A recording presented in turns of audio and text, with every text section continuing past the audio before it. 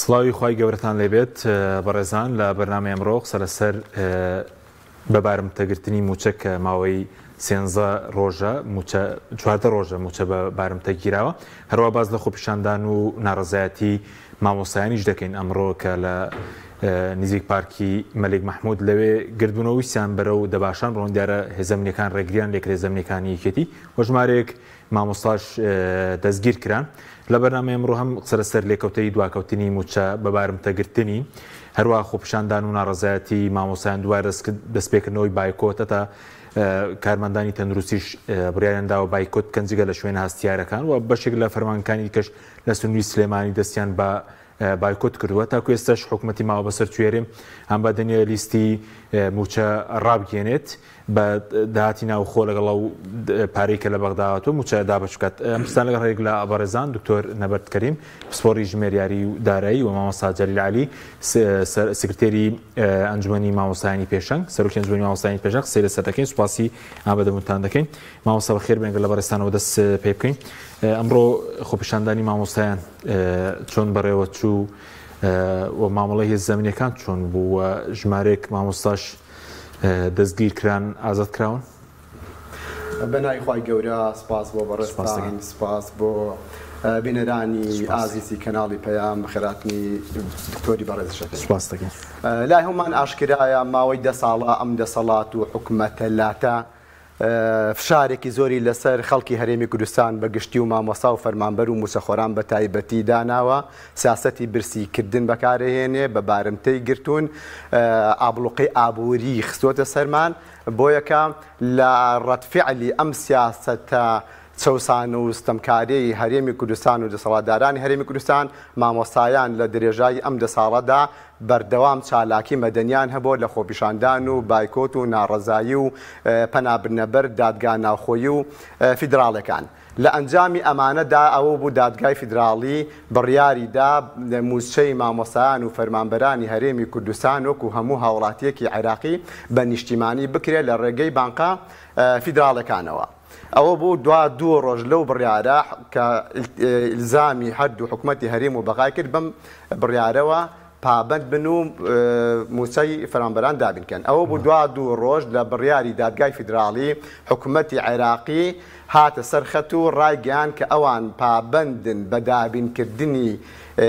موچە بۆ فەرمانبەرانی هەرێمی کوردستان و جێبەجێکردنی بەشی خۆیان لە بڕارەکانی دادگای فیدراڵی بەڵام حکوومەتی هەرێمی کوردستان بەداخەوە وەکو دوژمن مامەڵە لەگەڵ هاوڵاتی و موچەخۆرانی خۆیان ئەکات مماتەڵە ئەکات و مانگێک و سێ ڕۆژە دوای مانگ نایەوێت پابند بێ بە بڕارەکانی دادگای فیدراڵیەوە ئەوە 14-15 ڕۆژە حکوومەتی فیدراڵی پارەی ناردووە بۆ موچەخۆران و فەرمانبەرانی هەرێمی کوردستان حکوومەتی هەرێمی کوردستان بە بارمتەی گرتووە و دابەشی ناکات لەم مانگی پیرۆزی ڕەمەزانەدا ئەگەر ئەمان یەک تۆز یەک مسقاڵ مۆراڵی فەرمانڕەوایی و ئینسانێتیان تیا بواە نەک موچەکانیان بە بارمتە ناگرت ئەسون قەرزیانە کرد ئەسون دەستیانە کرد بە گیفانی خوان و خەڵکی ترا موچەی خەڵکیان پێدابی نەکرد بەڵام بەداخەوە ئەمان ئەو تۆزە مۆراڵەشیان پیانە لە عقلێتی حکومڕانی و فەرمانڕەوایی دەستیان کردووە بەسەر موچەی فەرمانبەران و مامۆستایانە و بە بارمتیان گرتو و دابەشی ناکەن هەمومان ئەزانین ئەوە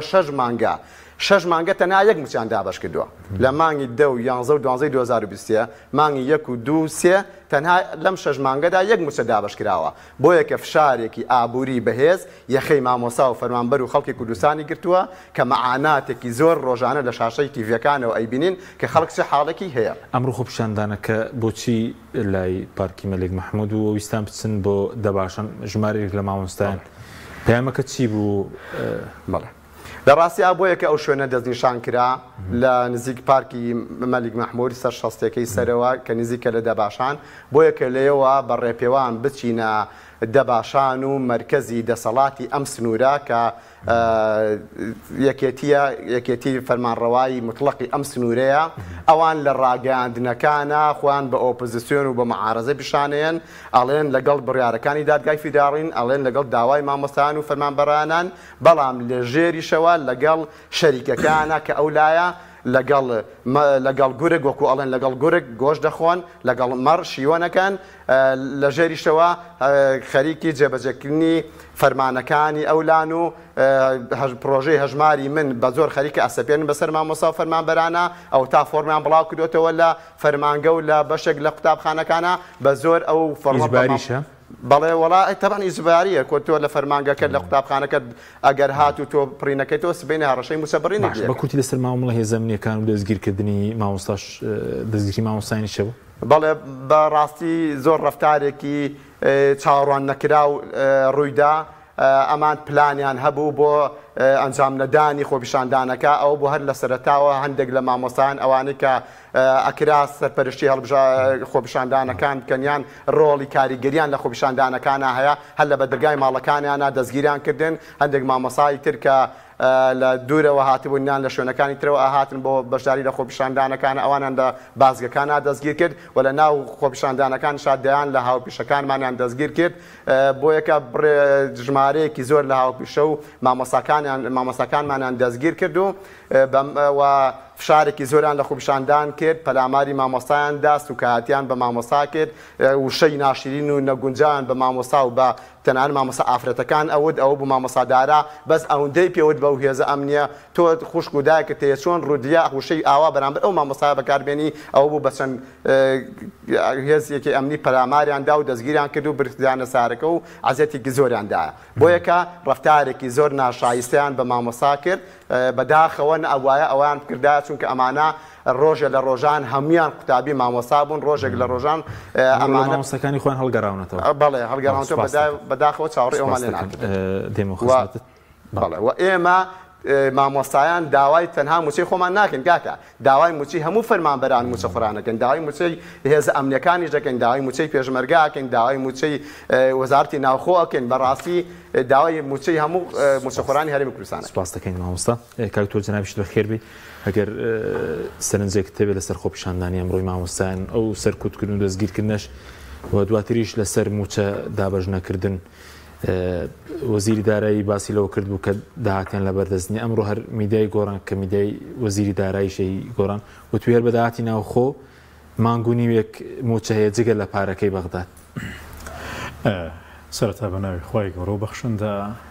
شەوی ئێوە بینەرانیشتان باش بۆ بەخێرەتنی مامۆستای ڕێزەکەین سوپاس دەکەین. طبعاً بۆ هەردوو بەشی پرسیارەکانت خاڵی یەکەم سەبارەت بە بابەتی خۆپیشاندانەکان و خاڵی دووەمیش سەبارەت بە و بەیان نامەی بزوتنەوەی گۆڕان کە باسە داهاتەکە. طبعاً من ئەمڕۆ لە فەیسبووکەی خۆمە مێژووی 6 ساڵ بەر لە یاسەی بەبیر هێناینەوە کە لە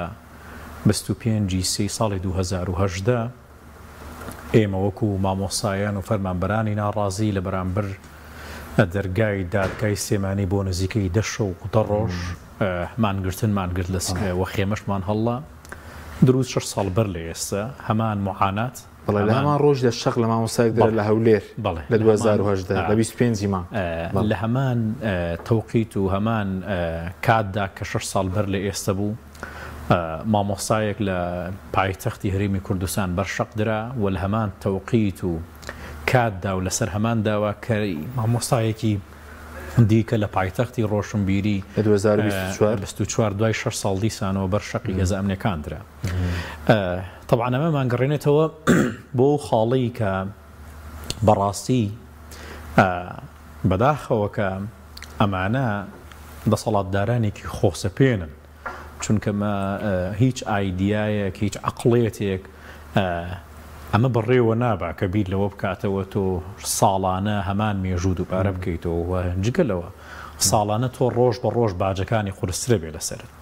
کەوا بوو ئێمە گەین بەو قەناعەتەی کە ئەمەی کە لە هەرێمی کوردستانەوە خۆیان سەپاندووە لە چوارچێوەی دەسەڵاتێکی خۆسەپێنی چەتەگەرایەتیە و تاڵانچی لەوەی کە لە مامەڵەی خۆپیشاندان کاکتۆر چونکە ڕەنگە بڵێن ئازادیش لێرە خۆپیشاندان تا و کاتە بڕدەکە کە دژی یەکێتی نەیە بۆ نمونە بۆ لە هەولێریش بە هەمان شێوە من بڕوام بەوە هەیە کە ئینسان بە جۆر لە جۆرەکان ڕەنگە سوودی پارێزگای سلێمانی جیاوازیەکی هەبێت لە چاو سنووری پارێزگای هەولێر و دهۆکدا بەڵام ئازادی تا ئەو دەمە لێرە ئازادیت کە تۆ ئازادی مافەکانی دیکە و خەڵکانی دیکە پێشێڵکەی بەڵام ئازادیمان پێشێڵ نەکە ێزانی کاک حەکیم ئێمە لە پێش ڕوخانی ڕژێمی بەعس لە ساڵی 2003 و پێش 2003 کە بۆ ناوچەکانی خواروی عێراق کە ئاڕۆشتی بە ئارەزوی خۆت هەر قسێکی ناشرین بە سیستەمی خامنەی ئەوانت بکردایە بەلایەتەوە زۆر ئازادی بوو هیچ کێشەیەک نەبوو بکرێ سەپۆرتەکرای بەڵام ئەگەر بگاشتایەت بۆی کە نەقدێکیان ڕخنێکت بەرامبەر نیزامی بەعسی بگردبایە تووشی هەزارێکی شکالاتی شەبووی لێرە تۆ ئازادی بەوەی کە چەند بۆ نمونە قسەی نەشیا و ناشرین بەرامبەر بە حکوومەت بەرامبەر بۆن دەسەڵاتێکی دیاری کراوەکەی بەڵام کە هاتە سەرەوەی کە دەسەڵاتێکی تر یان دەسەڵاتی کە لێرە هەیە بە ئامانجیەگری ڕاستەوخۆ خودی خۆت بە ئامانجەگیرێ جایت بە هەر جۆرێک لە ئامانجەکانەوە باش سەبارەت بە داهات و موچە وەزیری دارایی دەڵێ بەژناکە میدیای گۆڕان دەڵێ بەس بەداهاتی ناوخۆ موچە و نیوێک هەیە بەڕاستی من لە سەرەتادا هەمیشە باسم لەوە کرد کە بە تایبەتی هەندێک وەزارەتی حساسەیە و هەندێک وەزارەتی سیادی هەیە کە یەکێتی نیشتیمانی کوردستانیان بە تایبەتی پارتی دیموکراتی کوردستان ئەگەر دەستی لێ هەڵبگرێ بە جۆر لە جۆرەکان ڕەنگە تەنها خودی وەزیرەکە بدرێت بەو لایەنانە و بەداخەوە بەزوتنەوەی گۆڕان لە دوو کابینەی ڕابردوودا تەنها خودی وەزیری وەرگرتووە لەناو ئەو وەزارەتە من لە پێشووترا باسم لەوە کرد کە ئەمە تەنها خودی وەزیری وەرگرتووە بەڵام لە دیدارەکەی ڕابردووی وەزیری داراییە بەڕاستی ئینسان ئەگاتەوە قەناعەتی کە جێگای بەزەیی بێت نەک هەر وەزیرێتێکی وەرنەگرتووە معلوماتەکەشی وەرنەگرتووە چونکە بەڕاستی کۆمەڵێک معلوماتی سەرەتایی کۆمەڵێک معلوماتی زۆر لاوەکی کە ئەمە باسی تەشخیصکردن یان وەکو شخصی بە ئاماژگرتنی خودی شخصی نییە باسی وەکو ئەوەیە کە ئەم کەسە خودی بەڕێزیان وەزیری دارایین کە ئەبێ بۆ نمونە لای کەمیە گەر سوڵتەشی نەبێ ئەخت جیاوازیە لە نێوانەوەی تۆ سوڵتەت هەبێ و زانیاریت هەبێ بەڵام جیاوازیە لە نێوانەوەی کە سوڵتەت نەبێ و زانیاریشت نەبێت چی تێدا بۆی لای جەنابەت جێگەی تێبینی بوو من تەسەوڕم وایە گەر لە بەشەکەی ترا زیاتر لەسەر بابەتی هەژماری من زیاتر لەسەر داهات و ئەو دابەشکاریە و ئەو بۆ نمونە جێکردنەوەی داهاتە ئێمە گیان بەو قەناعەتەی کە هەرێمی کوردستانە گەر نەوت بفرۆشێ و نەشی فرۆشێ وەکو یەک وایە چونکە لە کۆتاییە بە پێوە قاماتانەی کە وەزیری دارایی هەماژەی پێکرد ئێمە لە داهاتی فرۆشتنی نەوت هیچمان دەست ناکرد جگە لە چەند ئەرقامێکی بەسیط بۆ کۆمەڵێک بە بواری دیکە کە جێگیرەکرێتەوە مەسەرباریەوەی تۆ ڕۆژانە نزیکەی 300,000 بەرمیل لەوت لە ڕێگەی تەنکەرەوە بە قاچاقە فرۆشی من بڕوان بەوە هەیە کە معلوماتەکانی بەڕێزیان تەنها لە چوارچێوەیەکا بووە کە بۆ جێکردنەوەی ئەو گەندەڵیە ئەو فەزاحەتە لە داراییە بووەکە لە حکومەتی دەسەڵاتداران و حکومەتی هەرێمی کوردستانە ڕۆدا بەداخەوە بۆ نمونە مەجای کۆنتڕۆڵکردن یان سوڵتەی کۆنتڕۆڵکردنیشیانە دەستان نەماوە. سوپاس دەکەم دێمە خزمەت لەسەر هەژماری میش قسە دەکەین مامۆستا سەبارەت بۆ مامۆسایانەی کە دەستگیر کرابوون ئازاد کراون ئەوەندەی کە بەڕێزت زانیاری تێبێ ئازاد کراون ئەوەندەی من ئاگادار بم کە متابعەم کردو و پەیوەندیم کردووە هەمیان ئازاد کراون شگنامە مامۆستایەک ما بێ بە سوکاتی کردن هەبوو وایە وەکو زنی و پێدان و دڕاندنی جلوبەرگ مامۆستایەک بەرشکی دڕێنرا بوو بەڵێ هەبووە زیاتر لە 40 مامۆستا دەستگیر کراوە بە شێوازی جیاواز وەسوکاتی و قسەی ناگونجاویش هەبووە ئازیەتی هەندێک لە مامۆستاکانیشان ناوە ئەوانەی کە قسەیان کردو وەکو بایکۆتیش دەستی پێکرێتەوە لە بەشێک لە قوتابخانەکان ئەو جگە لە بڵێن فەرمانەکانی دیکەش ئەمجارە بەڕێژەی بڵێن جیاواز بایکۆت هەیە لە سنووری سلێمانی لە ڕاستیدا هەموو چالاکیەکی مەدەنی کراوەیە بۆ ئەوەی ئێمە بەرامبەر ئەم دەسەڵاتە بەکاری بین بۆ گەشتن بە مەفەکانمان بەڵام لە ئێستاە مامۆستایان داوای بایکۆتیان نەکردووە ئەوە بایکۆتی خۆڕستکانەی مامۆستایان خۆیانن و فەرمانگاکان خوانن لە ئەنجامی ئەوەی کە لە 6 مانگا یەک موچە دابش کراوە و 55 مانگ بەسەر موچەی ڕابردووە تێپەڕیوە مامۆستایان یان فەرمانبەران توانای کرێ هاتوچۆ و داوامکردنیان نییە خۆڕستکانە ناچنەوە بە داوامەکانیان داوامەکانان بەجێشتەوە هاتوچۆ و زۆر لە فەرمانگەکانی تر بەڵام داواکارین ئەگەر عقلیەتی فەرمانڕەوایی ئەم دەسەڵاتە بەم شێوازە بەردەوام بێ ئەگەر ئاوا موچەکەمان بە بارنتە بگیرن ئەگەر بڕیارەکانی دادگای فیدراڵی جێبەجێ نەکەن ئەگەر هاوکار نەبن بۆ بەنیشتمانیکردنی موچەی موچە خۆران و فەرمانبەران ئەوە اعتسامێکی گەورە یان عسام و مانگرتنێکی جەماوەری و سەرتاسەری هەموو فەرمانگەکان هەموو هاوڵاتیان هەموو بازار و دوکانەکان ڕۆژێکیان چەند ڕۆژێک هەمویان بە یەکجار مان بگرن بایکۆتی دەوام و ئیش و کار بکەن ناڕەزایەتی لەسەر ئەم شێوازی فەرمانڕەوای حکومڕانیە دەرببڕن و ئەم سیاسەتی برسیکردن و چەسانەوەی خەڵکە کۆتایی پێبێن و نێڵن درێژە بکێشێت و لەوە زیاتر بەردەوام بێن بەسەڵاتدا. وەکو داواکەری سەداواکەری مامۆستایان چییە کە خۆپیشاندانیش دەکەن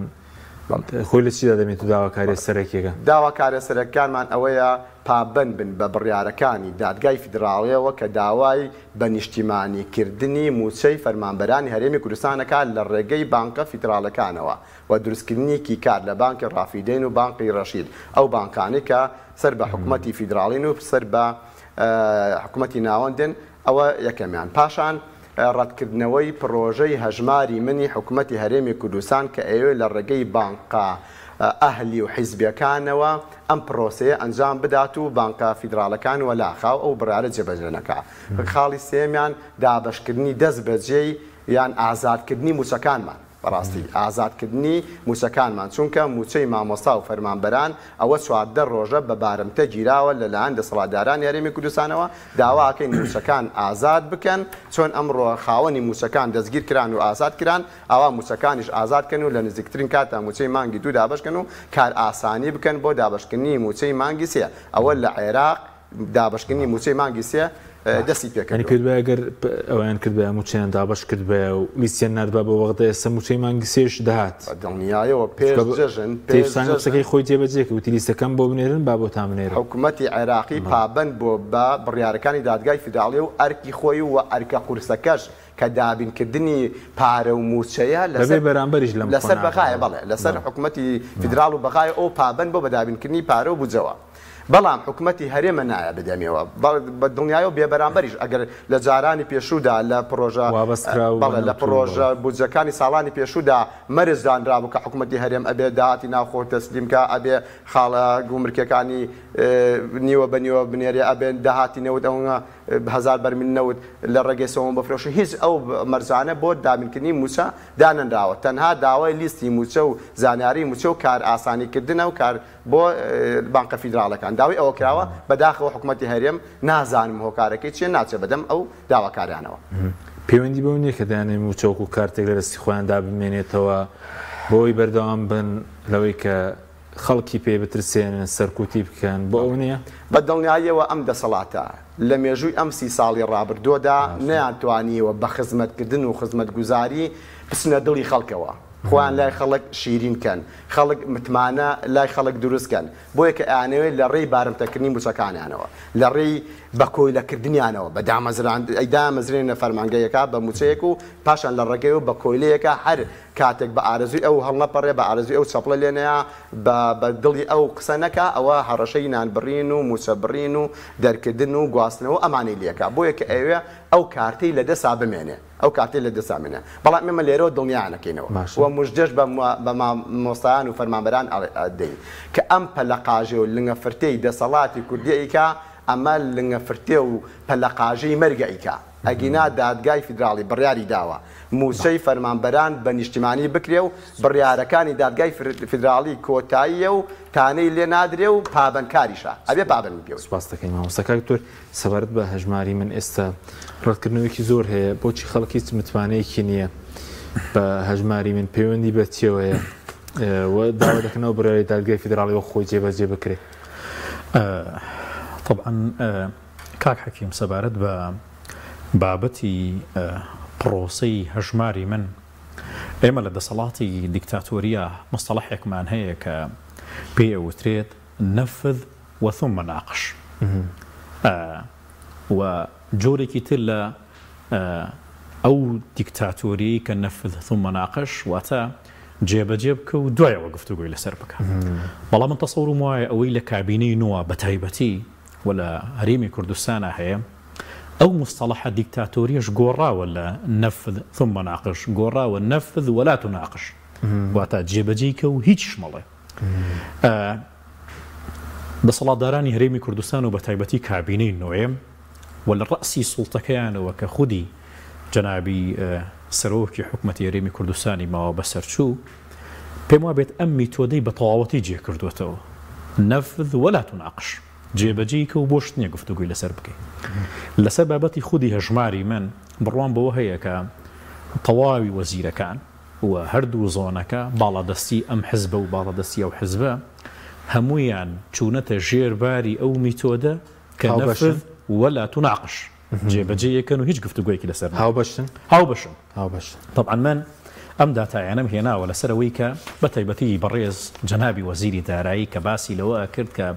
لە پرۆسی هەژماری من مقارنەتەن بە حکومەتی عێراقی بانکی ڕەشید و ڕافیدەین 19 خزمەتگوزاری هەیە و داهاتەکەی ئەمان 2009 ئەو 12 باش وتی ئەوەی عێراقیش بەس دەتوانی پێی ڕابکێشی پارەکە طبعا تا حەکیم ئەمە هیچ ئەمە لیستی بانکە ئەهلیەکانە ئەمە چوار لیستی بانکی حکومیە لە بانکی ڕافیدین بانکی ڕەشید بانکی کشتوکاڵی و بانکی ئیسلامی با من لێرە یەکەمیان لە بانکی ڕافیدین و دەست پێ بکەین باش دروستکردنی ماستەر کارتەکە یەک جارە تێچۆکەی 15,000 دینار پێم خۆشەمانەوە هاوڵەتی پێ بگە وەرگرتنی موچە لە دینارێک و تاوەکو گەورەترینیان بۆ نمونە تەنها بڕی 1000 دینارە ئەمە ئۆتۆماتیکیان ئیلغاکردنەوەی ئەو دروی جەنابی وەزیرێکاڵێت 12,000 ینی ئەمە کاکەگیان ئەمە داچایە ئەمە ڕێک مەصرف ڕافدەین لێرە ئەڵێکی ئەمە لە دەفع ڕەواتب 1000 دینار عێراقی فقط پێشکەشکردنی ڕاتب تەنها 1000 دینارە لێرە خزمەتگوزاریەکی لە هەر شوێنێکی ئەهلی تۆ بتوێ پارەکەت ڕابکێشی چەندێک عمولەت لێ وەرەگیرێ 0.3 واتە کەمتر لە 100 پارەت لێ وەرەگرێ عمولە واتە جەنابەت بۆ نمونە ئەگەر لە بانکی ڕافیدەین هەدبێت و لە ئەیتیێمێکی بانکی هەلی ڕاکێشی بۆ نمونە تۆ موچەخۆری حکومەتی عێراقیت موچەخۆری حکومەتی هەرێمی کوردستانی ماسەرکارتەکەت لە بانکی ڕافیدەینە جگە لە فەرعەکانی بانکی ڕافیدەین باشە بڕۆ لە بانکێکی ئەهلی نازانم لە زاخۆ کرابێتەوە ئەیتیێمێ پارەکەت ڕاکێشە لە 0.00 3 دینار عمولە وەرەگری لە موچەکانی لەوێ هەرزانترەکەوێت ئەمە بە هەموو شێوەیەک ئەوەی کە کەشف بکرێت واتە چێکی هەژمارەکەت بکرێ مەجانیە 0 دینارە و هەموو دقیقە توانی بۆنە چەندێک ناو ماسەرکارتەکە تا هەیە بۆ نمونە کۆمەڵێک خەدەماتی تر لێرە باس لەوە کات کە جەنابی وەزیری دارایی و سەرۆکی حکومەت باس لە 19 خزمەتگوزاریەکە طبعا تاوەکو ئێستا کەسیان جەرائەتیەوەیان نەکردێ بڵێن یەک خزمەتگوزاری ئەمەیە تەنها ڕقامە نازانی خزمەتگوزاریەکان چی وەرەوە من پێی بڵێم لە بانکی ڕافیدەین کە خودی حکومەتی هەرێمی کوردستان دژایەتیەکە کە ئێمە بچینە سەرەوە بانکە چیمانێ پێدانی قەرز بە موچەخۆر بۆت هەیە 100 ڕاتبۆر بگری تا بەرزترین ئاستی 50 ملیۆن دینارە مدەی دانەوەکەی 15 ساڵ لە ماوەی ئەو 5 ساڵاتەوە بۆت هەیە ئەو 50 ملیۆنە بگەڕێنیتەوە بە فایدەی چەندێک لە 108 واتە بۆ حکومەتی عێراقی ئەوەی کە لە بانکی ڕافیدەینە بۆت هەیە 100 ڕاتب ڕابکێشی کە نزیکەی 50 ملیۆن دینار بێتەوە و لە کۆتاییە ئەم 50 ملیۆنە لە ماوەی 15 ساڵ بیتەوە بە بانکی ڕافیدەین کۆی هەموو فایدەکەی لە 108 جگەلەوە بۆ نیشتەجێبوون و بەرهێنان یعنی تۆ ئەسماراتیشە بتوانی بکەیت بۆت هەیە 50 ملیۆن دینار لە بانکی ڕافیدین ڕابکێشی بە 15 ساڵ ئەو 50 ملیۆنە بیتەوە و فایدەکەی لە 100 بۆ ئەوەی کە ئیشی تایبەتی خۆتە بێ ئەتوانی 50 ملیۆن ڕابکێشیت و بە 12 مانگ بیدێتەوە بە فایدەی لە 100 تەنانەت کە حەکیم سێریکە بانکی ڕافیدین بۆ زانکۆکان حتا مامۆستای جامیعە بۆی هەیە قەرز لە بانکی ڕافیدین ڕابکێشێ بۆ دروستکردنی توێژینەوە پەیپەر لە مەجالێکە و بە بڕی 5 ملیۆن دینار بە 2 ساڵ بیاتەوە بە فایدەی لە 108 مانە سێرگە کاک حەکیم لێرە بۆ نمونە ئەمەی کە بانکی ڕەشید سێری ئەم خزمەتگوزاریەکە کە بڕوام وایە لە هەرێمی کوردستان نەک مەسرور بەرزانی 5 کابینێتریش ئەم خزمەتگوزاریانەی نابێ بۆت هەیە قەرزی ئەلکترۆنی داوا بکەی بێ کەفیل بێ هیچەوەی کەفیلێکتە بێ هەتا وەکو چەندێک بۆ نمونە ئەمانەی کە قەرزی کەفیلەکانە تاوەکو 19 ملیۆن دینار بۆ هەیە قەرز ڕابکێشیت بەس تەنها لە ڕێگەی ئەپلیکیشنی ئەلکترۆنیەوە بیکەیتەوە بۆ نزیکەی 60 مانگ ئەو قەرزە بیتەوە بە فائیدەی چەندێک لە 0.75 یعنی نەک بۆن لە ستایەکیش لە 0.71 یعنی بۆ نمونە ئەمەی کە هەیە تۆ لە ئەتەوێ حکومەتی هەرێمی کوردستان یان بۆ نمونە بە من بڵێ وەڵا هیچ نابێتەمە بانکی ڕافیدین بانکی ڕەشید ئەم خزمەتگوزارانەی ئەمەی قەرهەژماری من لەوەی ئەوان باشترە یعنی تۆ تاوەکو 19 ملیۆن دینار یعنی تاوەکو 19 ملیۆن دینار بۆ تێ لە ڕێگەی ئەلکترۆنیەوە ڕای بکەوی بە فایدەی خزمەتگوزاری هەژماری من ئەزانی تاوەکو ئێستا چ بەڕێوەبەرانی پرۆسەی هەژماری من چی خودی وەزیری دارایش تەنها باسی ئەرقامێکەکەن 90 خزمەت گوزاری ئەم 90 خزمەت گوزاریە چییە کەس نایزانێت طبعا لە هەرێمی کوردستانە جگە لە بابەتی بانکی ڕەشید و ڕافیدین ئێمە لە هەرێمی کوردستانە گریمانەوە و هەژماری منت بۆ کردوێتەوە بۆ هەر موچەخۆرێک باشە هەژماری منت کردوێتەوە زەحمەت نەبی ئەی موچەخۆر ئەو قەرزەی کە لای حکومەتەیەتی جێکراوەتەوە هەژماری منە ئایا ئەپلیکیشنەکە یان خودی ئەم کارتە گەری مایسە بۆ نمونە من موچەخۆرێکم بەیانی بە سەپاندن بە هەر شتێکی تر بێ پرۆسی هەژماری منی بۆ کراوەتەوە باشە جگەلەوەی کە تۆ دەفعی ڕاتبی من ئەەکەیت باشە جگەلەوەی کە ئەو عمولەی هەیە ئەی باشە ئەو ڕەواتپانەی من کە پێشتر لەسەر تۆ بووە چۆن جێکراوەتەوە و جگەلەوەی ئەو قەرزانەی من بۆ منە چۆن دەفعی بکەم گریما بەیانی من کری کارەبامێتە سەر کری ئەومێتە سەریان بۆ نمونە کۆمەڵێک زەریبە و ڕسوماتم لەسرە ئایا ڕاستەوخۆ تۆ لە بڕی پاشەکەوت کراومەی بڕیت کە دڵنیام نەیبڕێ چونکە خودی پاشەکەوت باس نکراوەنەوە پرۆسی هەژماری منە تاوەکو ئێستا نەوەزیری دارایی نە حکومەتی هەرێمی کوردستان باسی لە بابەتی پاشەکەوت نەکردووە کە لە پرۆسی هەژماری منە چیە کرابێتەوە کەوابوو من بڕوام بەوە هەیە ئەمە جگەلەوەی کە بابەتێکی مەترسیدارە پرۆسی هەژماری من لەبەرەوەی لە بانکی هەریش زەمانەتی نییە لە خودی پرۆسەکە یەکەم بابەتێکی بازرگانیە دوهم بابەتێکی مەترسیدارە بۆچی مەترسیدارە چونکە دەوڵەت وەکو خۆی سەپۆرتی ناکە یعنی ئەمە ئیشکالاتە تۆ بۆ منە بازرگان سەپۆرتی بکە یان بۆ منە دەوڵەت سەپۆرتی بکە بۆ هەیە سبەی دوو سبەی ئەم بانکە بڵێ دادن لە بەردەستانیە بۆ لە 150 موچەکە ئەوان دەڵێن ئامادەنین داتاکان بدەن بە حکوومەتی عێراقی بەس بۆچی ئامادەن داتای موچەخۆران بە هێزی ئەمنیش بدەنە بانکی ئەهلی یەکیان لوبنانیشە بانکە بیان بە بانکی ئەهلی ئێمە دەرخەری ئەوەیە کە تۆ بۆ نمونە ئەم بانکە ڕاستەوخۆ لە ژێر دەسڵاتی خودی خۆیانە کاکە بیبا بە بانکی حکوومەتی عێراقی بۆ من پێت هێڵێن تەنها ئەو موچەخۆرانەی کە گومان لەسەریان هەیە بڕی 6,226 موچەخۆر لە هەرێمی کوردستان آخر نزیکەی 68,000 موچەخۆر لە هەرێمی کوردستان هەیە تاوەکو ئێستا دیوانی چاودێری دارایی حکومەتی عێراقی گومانی لەسەر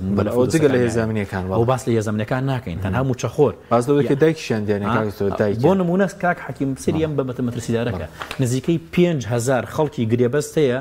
وەکو موچەورێک لەسەر حکومەتی هەرێمی کوردستان بەڵام لایەن دیوانی چاودێری دارایی و تاوەکو ئێستا دۆسەکانیان ناڕوونە آخر ئەمەی کە ئەکری باس لەوە دەکەم لە ماوەی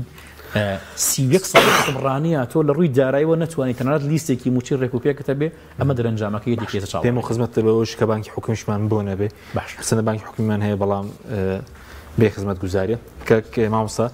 سەبارەت بەوەی کە بۆچی متوانن بە هەژماری من پەیوەندی بەوەیە کە پێشتر مەسەرەن موچەیەکی زۆر خوراوە تا لە دوای 2004 دێک هەژماری کەسیش لە بانکاریەکان دەستکاری کران خۆ نابێت دەستکاری پێوام دەستکاریان کرد و پارێکی نزیکەی 10 تریلیۆنیان بڵێن برد لە بانکی بازرگانی عێراق و بانکە ئەهلیەکان لە ڕاستیدا بەپێی ئەزمموی ئەم ساڵانی ڕابردوو بەردەستکەوتنی پارە خستنە بەردەستی پارە بۆ ئەم دەسەڵات و حکومەتە ڕێک وەکو وایە بەس دووک بخەیتە بەردەم گورپە پشیلە هەروەڵا ڕێک وایە بەس بە پشیلە بسمێری ڕێک ئاوایە چونکە هیچ متمانەیەکان بۆ متمانە نییە هیچ متمانەیەکان نییە بەدەیان بەڵگە ئەمان زیاتر لە چل بانقی ئەهلی و حکومی هەرێمی کوردستانیان لە 2014 بە دواوە تاڵان کرد نزیکەی 10 ملیار دۆلاریان لەو بانقانە سەحب کرد ئێستاش قەرزاری ئەو بانقانن و حکومەتی عێراقی کە بانقی TBI و ئەوانە بەشەکان سەربەیە بوون حکومەتی عێراقی لە بەشە بودجەی هەرێمی کوردستان ئەبڕێت پاشان ئەمان داهاتی ناوخۆ تا ئاسان ناشەفافە و کەس نازانێ ئەم هەموو داهاتی ناوخۆیە ئەم هەموو نەوت فرۆشتنە ئەم هەموو غاز فرۆشتنە چی لێ دێت ئەمان 10 ساڵە نەوتی هەرێمی کوردستانیان فرۆشت بەڵام لە سەرڕای ئەوەی داهات بۆ خەڵک کۆ بکەنەوە و کە لە سەرەتاوە بڕیاراندا خەڵک حسە و بەشی هەبێت لەو داهاتی نەوتەیە لە کۆتایە وتیان ئەوە 30 ملیار دلار قەرزارن 30 ملیار دلار خەڵکی کوردستانیان قەرزار کردووە ئەوە تا موچەی خەڵکی کوردستانیان بڕیوە ئەوە تا پلە بەرزکردنەوەیان وەستانوە ئەوە تا 55 موچەی خەڵکی و فەرمانبەرانی هەرێمی کوردستان قەرزارن بۆیە کە هیچ متمانەیەکیان نییە هیچ بڕەپارەیەک بخەیتە لای ئەم دەسەڵاتدارانە بۆیە کە موچەخۆران مامۆستایان ئێمە ئەمانەوێت شەڕیان بۆچی ئێستا هەموو شەڕەکە ئێستا لە ڕاگەیاندنیان لەگەڵ عێراق دڕۆیشتەوە بۆ عێراق بۆچی ئەوەندە سوور لەسەرەوەی کە لەبێ بانکی هەلی بێ ئایا ئەوم شەڕی ئەوەیە کە حکومەت بیکات دەسەڵاتداران بیکەن بەداخەوە خۆیان وا بچوو کردوتەوە بەرهەمی خەباتی نەتەوەیەکیان بەفیڕۆدا دوای 100 ساڵ لە تێکۆشان و خەبات و شەهید و قوربانیدانی میلەتێک لەسەر ڕاگەاندنی دەوڵەتەوە لەسەر ریفراندۆم و بەرزکردنەوەی ئاڵاوە هەموو نەورۆزێک چاوەڕوانی ئەو بوون ئەعلانی دەوڵەتکەن ئابووری سەربەخۆیان ڕاگەان لەسەر و ئەمانەوە ئێستا هاتوونە هەموو شەڕەکان بۆتە سەر ئەوەی تەوزیعی ڕەواتیبی مۆزەفین لە بانکە حیزبی و بانکەکانی خوانەوە بێ بانکە ئەهلەکانی خوانەوە بێ و لە بانکی فیدراڵیەوە نەبێ ئەمە شەڕەکان بۆ و داواکارەکان بۆ بەڕاستی ئەمە جگە لەوەی کە بازرگانی کردن و بزنس و پارەپیاکردنیەکی ترە بۆ خوان و بۆ هەندێک لە بەرپرسەکانیان و سەرمایه‌دارەکانیان هیچی تر نییە جگە لەوەی کە ئەیانەیە بەردەوام من لە بارەتەگرتنی موسە و فەرمانبەرانی هەرێمی کوردستان بەس بۆ ناشکردنی اختیاری بۆ نمونە پێ دوای دەبێ اختیاری بێ بۆ نمونە مادام هێندە خزمەتگوزاری زۆرە با فەرمانبەر سەرپشک بکرێ لە بینی بانکی فیدراڵی و بانکی هەژماری من بەدڵنیایەوە زۆر جوانە ئەوە پێشنیارێکە بۆ حکوومەتی هەرێم لە ئەگەری پابند نەبوون یان لە ئەگەری ئەمەی کە بە تۆ بە خۆتان ڕائەبینیت و ئەڵەی بانکەکانی ئێمە پرۆژەکەی ئێمە خزمەتگوزاری زیاترە و ئیمتیازی زیاترە فەرمو با فەرمانبەران سەرپشکرێن کێ لە بانکی فیدراڵی و ڕافیدەین و ڕەشیدی کاتەوە کێش لە پرۆژەی هەژماری من و بانکەکانیەوەی کاتەوە با خەڵک سەرپشکرێ ئەو کاتە خەڵک خۆی ئازادە لە کێوە حساب بانقیە کاتەوە جا یەکشتی کەشەیە ئەم پرۆسەی ڕقم حسابی و هەژماری بانکی و کارتی بانکی و ئەمانە لای ئێمە و لە هەرێمی کوردستان جارێکە سەرەتایەتی و خەڵک دەست و پەنجەی لەگەڵا نەرم نەکردووە و ئێمە ئەگەر بڵێم زۆر دواکەوتن و 10 ساڵ زیاتر لە دەوروبەرەکانی خۆمان دواکەوتین و ئەمە نەکراوەتەوە ئەمە شتێکی زۆر سادەیە بەڕاستی شتێکی زۆر سادەیە لە هەموو وڵاتی زیاد لە 10-20 بانقەیە بە حکومی و بە ئەهلێەوە خەڵک بۆ خۆی ئازادە لە کوێ هەژماری خۆی ئەکاتەوە و لە کوێ ڕەواتب وەرئەگرێ بەڵام بانکە حکومیەکان ئیمتیازیان زیاترە و ئەمولیان کەمترەوە بانکە ئەهلەکانیش ئەمولیان لەوە چێ زیاتر بێ بۆ یەکە ئاساییە خەڵک لەکوێی کاتەوە ئەمە ئەمانن ئەمانن ئەیانەوە ئیستیغلالی وەسعەکەکەن چۆن لە سەرەتاوەکە مۆبایل و سیمکارت هاتە سەرەتای 2000ەکان هاتە ناو هەرێمی کوردستان و ئیستیغلالی خەڵکیان کرد و سیمکارتەکان بە $500 ئەدا بە خەڵکیان بە 5030 و $500 ئەوانە ئەدا بە خەڵک و دوای ئەم سیمکارتە بوو بە خۆڕایی و بوو بە 1000 دینار بە دڵنیایەوەکردنەوەی هەژماری لە هەموو بانکەکانە وایە لە جیان بێ بەرامبەرە دروستکردنی کار بێ بەرامبەرە ئەوە کرێت تەبعەکەی لەدەسەن ئەو 15 دینار بێ بەرامبەرە بۆ خۆت ئازادی لە شوێ وەریەکری پەیامی ئێمە ئەوەیە ئەدەن داواکارین لە دەسەڵاتدارانی هەرێمی کوردستان پابند بن بە بڕیارەکانی دادگای فیدراڵی لەوە زیاتر یاری بەکات نەکەن ئەمە یاریکردنە بەکات و مماتەڵەکردنە بۆ ئەوەی بەشێک لە داواکارەکانی خۆیان جێ بکەنەوە بەشێک لە بازرگانەکانی خۆیان بەرنە پێشەوە و داواشم لە مامۆستایان ئەوەیە لە چالاکی مەدەنی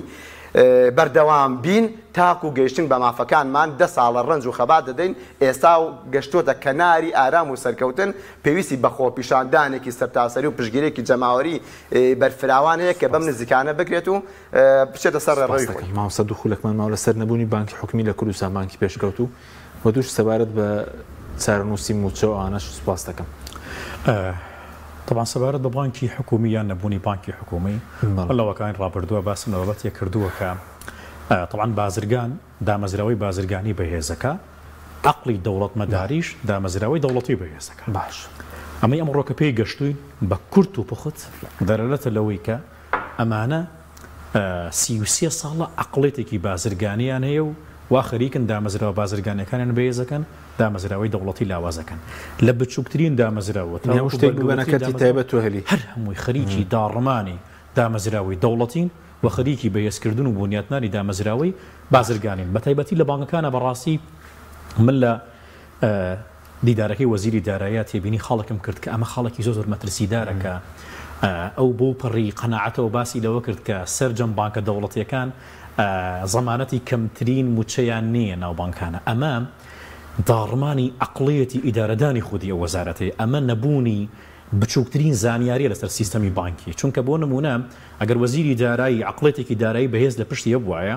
وای لەوە کرد کە سەرجەم بازرگانەکانیش سەرجەم خاوەن پارەکانیش داهاتەکانیان ئیجبار بکرێ و بخرێتە بانکە دەوڵەتیەکانەوە بۆی بانکە دەوڵەتەکان بەهێز بکرێ بەڵام ئەوان زۆر بە شانازی و باس لەوەکەن کە بازرگانەکان ملزم نەکراوە کە بۆی پارەکانیان لە بانکی دەوڵەتیادا بن نەزانی کاک حەکیم مەشروعی وایە لە هەرێمی کوردستانە تێچۆکەی 4-5 میلیارد دیناری عێراقیە تۆ وەرە وەکو وەزارەتی دارایی وەکو وەزارەتی وەبەرهێنان ئەم بازرگانە ملزم کە بەوەی کە ئەو 5 میلیارد دینار داعاتی دیناری عێراقیە ئەو 10 میلیارد دیناری عێراقیە بخاتە بانکێکی دەوڵەتیەوە بزانام بانکانە چۆن نەبوژێنەوە کەوا بوو عقڵێتەکە بازرگانیە بۆی دەستگای دەوڵەتی چارەنووسی موچە و بە بارمتەگرتنی و ئازادکردنی بەم زوانە